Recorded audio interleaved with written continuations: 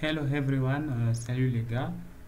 Bienvenue à cette dernière partie où nous essaierons de mettre en pratique tout ce qu'on a vu jusque-là. Euh, Bien, avant de commencer, j'aimerais qu'on puisse parler au moins de tout ce qu'on va utiliser comme outil pour mettre en pratique notre présentation sur la virtualisation. En fait, nous allons utiliser, installer ClearOS qui sera la machine serveur où sera installé notre hyperviseur VMM. Donc, comme machine physique, on se base sur ClearOS. Donc, on a une machine sur laquelle on va installer ClearOS. Pour ceux qui ne sont pas informés de ClearOS, ClearOS est un système d'exploitation basé sur CentOS et Red Hat Enterprise Linux, conçu pour être utilisé dans le petit et moyenne entreprise comme passerelle de réseau, serveur réseau avec une interface d'administration basée sur le web. Une interface d'administration bien sûr basée sur le web.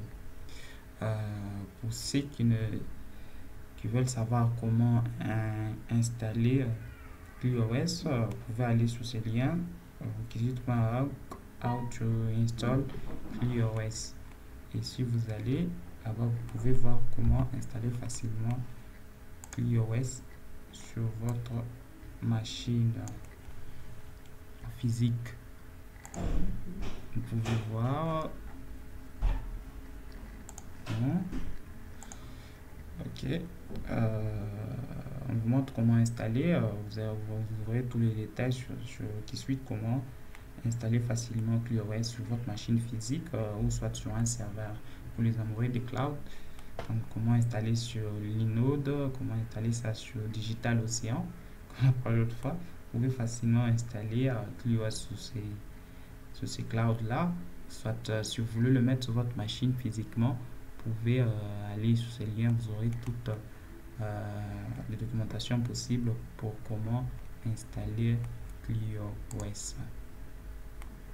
Au finish, nous pouvons voir qu'après ClearOS, qui sera notre machine hôte sur laquelle on va mettre notre hyperviseur KVM et ensuite mettre Kimchi. Jusque là, c'est bon. Ensuite, nous allons installer Kimchi. Alors, comment on utilise ClearOS, nous allons nous baser sur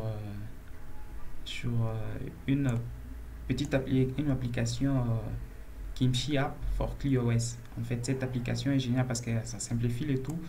Avec cette application, dès qu'on installe Kimchi App for ClearOS, en fait, elle fait quoi? Elle télécharge pour nous tout ce qu'il y aura comme dépendance liée à ClearOS. Que ce soit libvirt, que ce soit QEMU, que ce soit Awake, il installe et tout le tout marche correctement sur ClearOS sans pouvoir installer une par une, chaque application, application par application, et ça devient trop long, mais avec juste App for Kimchi, qui est aussi cette application qui est aussi open source, que vous pouvez toujours contribuer sur GitHub. Attendez, je peux vous montrer.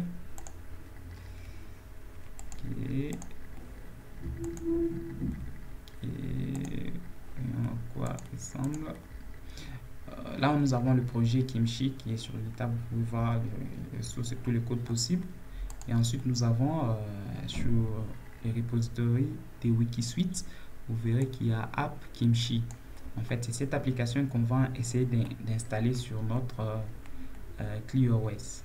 Et pour le faire, c'est très facile à le faire. Vous n'avez qu'à aller sur ces liens ici. Vous pouvez voir Wikisuite How to install Kimchi on ClearOS. Et dès que vous allez à ces liens, vous pouvez toujours voir comment installer Kimchi sur ClearOS. Il est là, How to install Kimchi on ClearOS. En fait, vous n'avez qu'à taper ça. Ce que moi je vous montre et que j'ai déjà installé.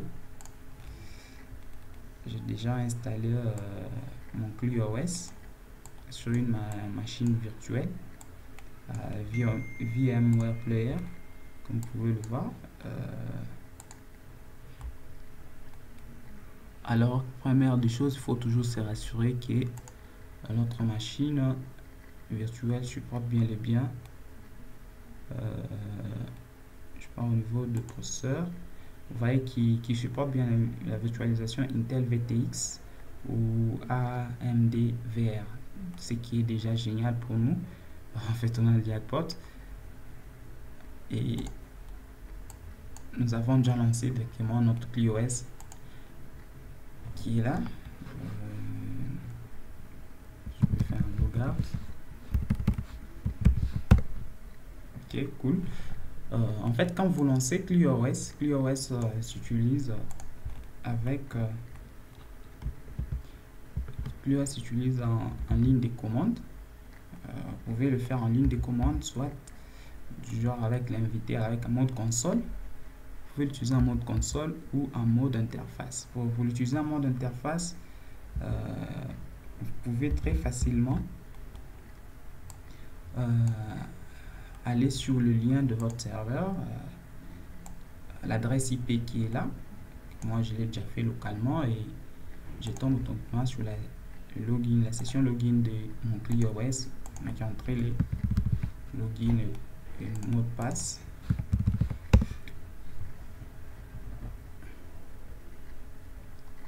Jackpot, on est dedans. Voilà, ça c'est notre ClearOS qui sera notre système sur lequel on va essayer d'installer Kimchi. Comme je vous le disais, pour installer Kimchi, c'est trop facile. On va utiliser App Kimchi de Wikisuite pour insérer facilement en notre ClearOS. Donc, je vais me loguer là, mode console pour le faire.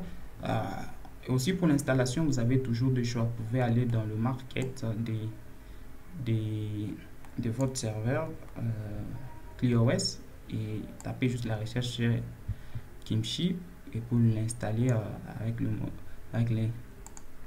l'interface facilement. Et au niveau de ClearOS, bon, je vais me loguer. C'est bon, je suis dedans et je peux facilement faire installer Kimchi. Pour installer Kimchi, je fais yum install. Comme je vous disais, on va utiliser une application qui s'appelle App Kimchi. En fait, cette application va nous télécharger pour nous en fait toutes les dépendances possibles liées à Kimchi. Donc cela veut dire KVM, libvirt, Koemu et tout. On aura ça sur notre serveur. Vous voyez. Jimbo. Alors, ce qui s'est fait que je l'ai déjà installé chez moi. Bon, il faut toujours se rassurer chez vous que l'installation est bien finie. Chez moi, j'ai déjà ClearOS avec sa dernière version disponible. Alors, pour aller voir que tout c'est bon, je peux aller au niveau de mon serveur. Je pars. Vous voyez qu'il y a un menu qui s'ajoute virtualisation. Et dans virtualisation, je vois Kimchi. Une fois dans Kimchi, vous voyez qu'on me présente vous voyez ces boutons là qui me permettent d'aller dans la console. C'est cette console là qui va me permettre de créer tout ce qu'il y a comme invité, tout ça. Il faut toujours se rassurer que Kimchi tourne. Et là, il tourne, tout est ok. S'il tourne chez vous, vous n'avez qu'à faire un start. Puis je pars go to admin console. Et vous allez comprendre que Kimchi utilise la librairie web, comme je le disais. Vous voyez que le port a changé. Là j'étais sur le port 81. Hein, il me renvoie automatiquement sur le port 8001. Et c'est là où il y a notre serveur NGX qui tourne avec Rook. Je me log toujours avec compte utilisateur ClearOS.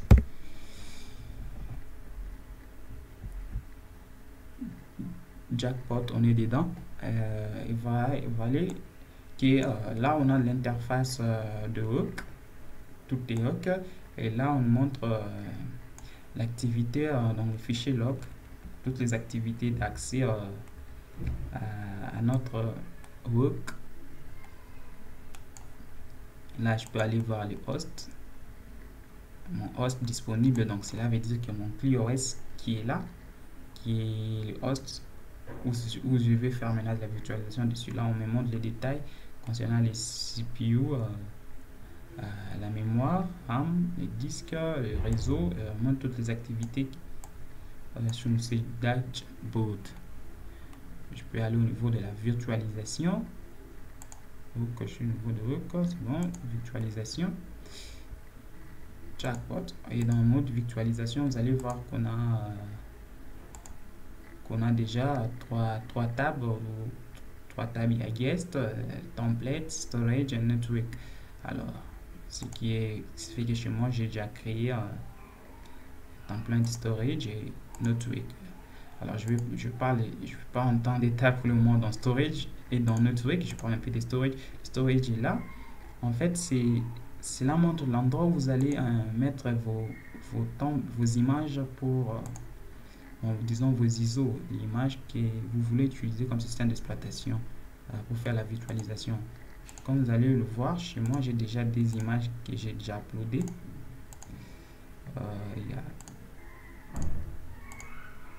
Il y a Kali Linux, ISO et il y a Windows 10. Vous pouvez toujours aller aussi en mode invité pour voir où ça se trouve réellement. Je pars dans bar, libre. Je suis dans Kimchi. Je prends ISO. Comme vous pouvez le voir, puis j'ai liste et données. Vous voyez que j'ai ClearOS et j'ai Windows 10. Vous pouvez facilement uploader vos images dans ces répertoires-là. Les répertoires, c'est les Danvar, Libre, Kimchi, ISO. C'est là où vous allez uploader vos ISO ou vous cherchez à, disons, les systèmes sur lesquels vous voulez que ce soit des systèmes invités. Une fois que vous aurez fait cela, vous allez dans template. Vous allez créer un modèle qui constitue comme un modèle, parce que quand on a un template, on va commencer on peut créer plusieurs invités à partir du même template. Comme vous le voyez, j'ai déjà créé des templates. Pour le faire, c'est très facile. Vous allez toujours add template. Et quand vous allez dans add template, vous voyez déjà qu'on vous propose les différents ISO déjà qui existent. Et là, vous allez voir qu'il y a Ubuntu Server. Là, ce sont des en ligne. Donc, cela veut dire que c'est pas disponible sur votre hôte, mais dès que vous le choisissez, il peut toujours vous le télécharger et vous mettre dans votre hôte facilement. Là, vous allez que j'ai Kali Linux qui est déjà disponible chez moi et Windows 10 qui sont déjà sur ma machine hôte. Les restes, vous allez comprendre qu'il y a la différence. Là, on montre qu'il y a le globe. Et là, on montre que c'est sur mon disque déjà. Cela veut dire que les deux là, je l'ai déjà sur mon disque, mais le CD, le reste des templates, c'est juste un modèle qu'on montre que je peux choisir et les télécharger facilement. Ok. J'ai déjà créé des templates. Question, voilà la troisième. Au niveau tab guest. Dans les tab guest, on va automatiquement que vous pouvez ajouter un guest. Là, j'ai déjà créé deux, Kali Linux et Windows 10. Et si vous allez dans Add Guest, vous pouvez déjà, du fait que j'ai déjà créé deux templates comme modèle de l'autre côté dans le menu template, vous allez voir qu'ici, on me présente automatiquement les deux templates. Je peux choisir si c'est celui qui est lié à Windows 10 ou celui qui est à Kali Linux. Et je peux créer mon invité facilement.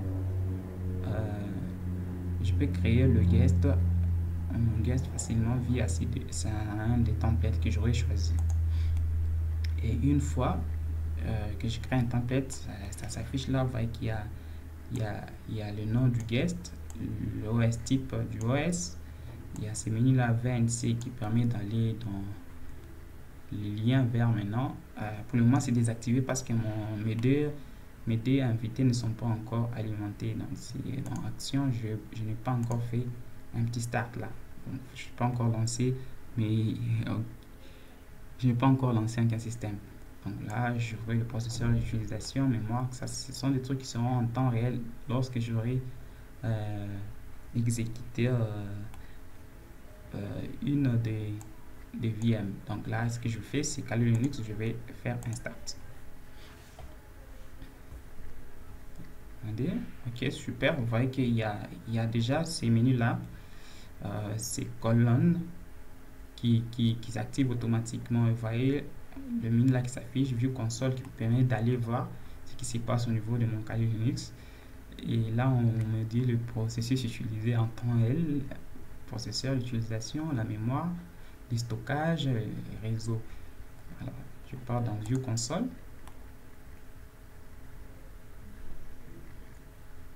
Ok, Jackpot, vous voyez qu'automatiquement, on m'affiche dans le deuxième onglet de mon navigateur.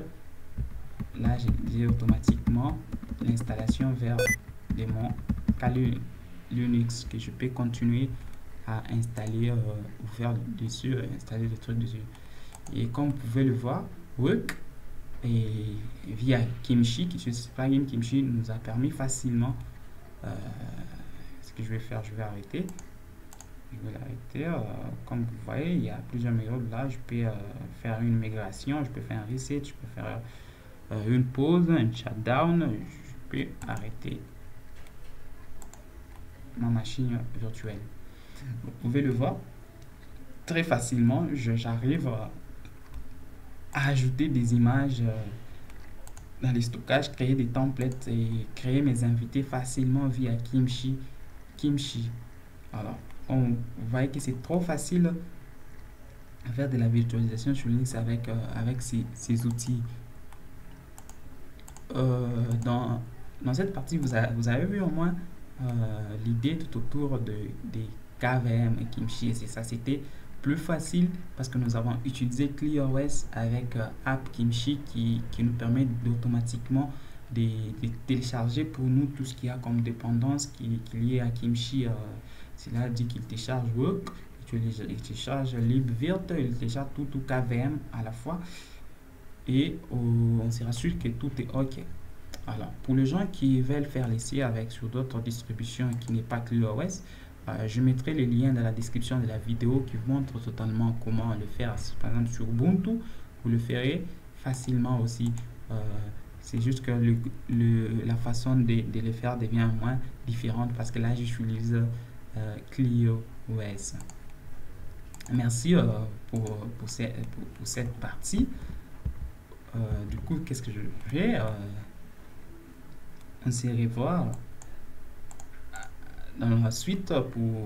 Pour les gens qui veulent s'informer, vous verrez dans la description de la vidéo qu'il y a les liens ou dans cette présentation vers le slide. À la fin, je mets mes références par rapport à tout ce que j'ai eu comme fait recherche effectuée.